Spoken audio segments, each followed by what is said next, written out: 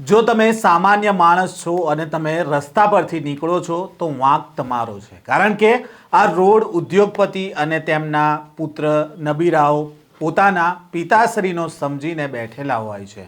ક્યારેક આ નબીરાઓ બેફામ કાર ચલાવશે, જન્મદિવસ હશે તો રોડ રોકીને ફટાકડા ફોડશે, પણ તમે આવા નબીરાઓ કે ઉદ્યોગપતિને હોર્ન મારીને ખસવાનું પણ નહીં કહી શકો, કારણ કે આ રોડ તેમના પિતાશ્રી એટલે કે તંત્રએ તેમને ગમે તેમ જાણે વાપરવા આપી દીધો હોય તેવું પણ શક્ય છે।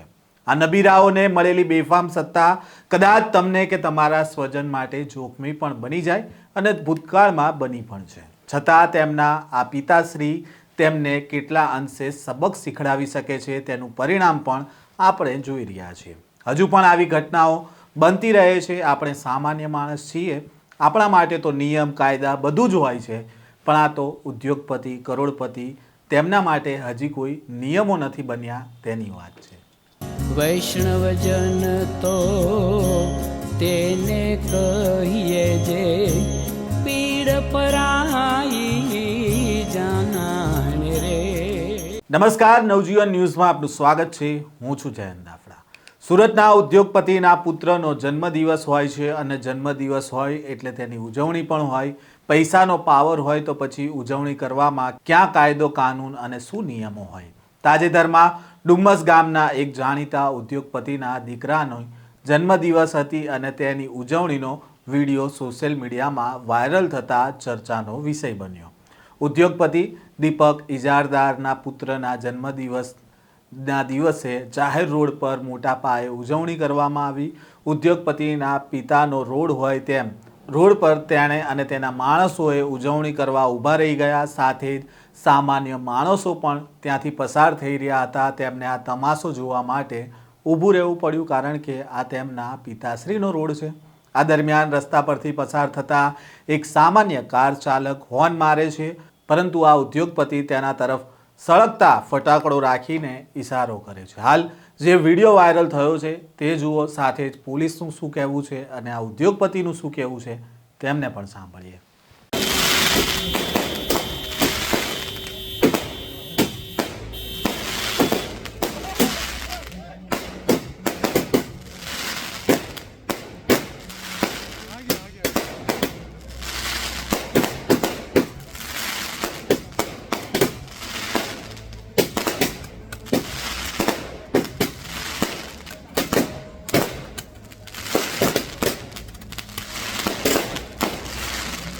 कल रात को एक वीडियो वायरल हुआ जिसमें एक शख्स जिसका नाम है दीपक इजलारदार, वो अपने बर्थडे के सेलिब्रेशन में पटाखे फोड़ा जा रहे हैं।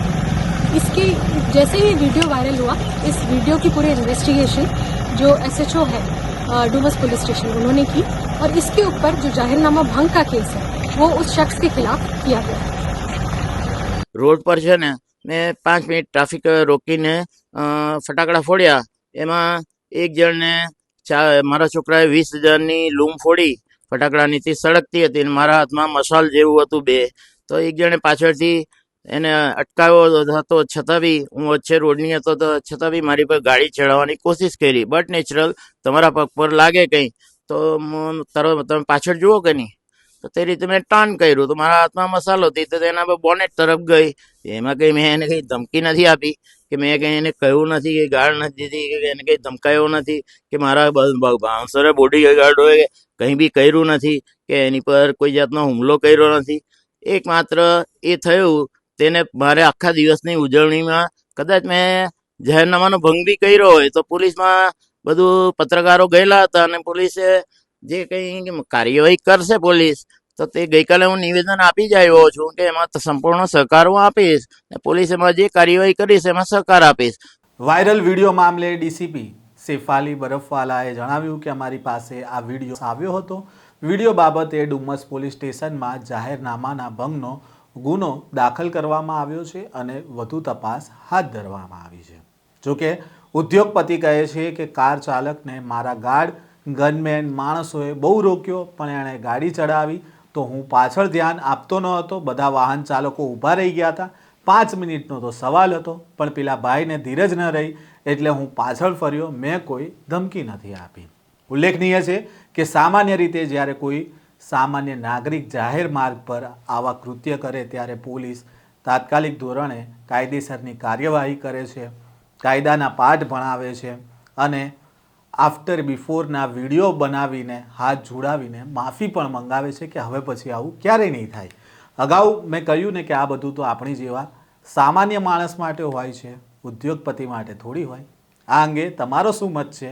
કોમેન્ટ બોક્સમાં જરૂરથી તમારો મત જણાવજો. આ પ્રકારના સમાચાર જોવા માટે નવજીવન ન્યૂઝ સાથે જોડાયેલા રહેજો.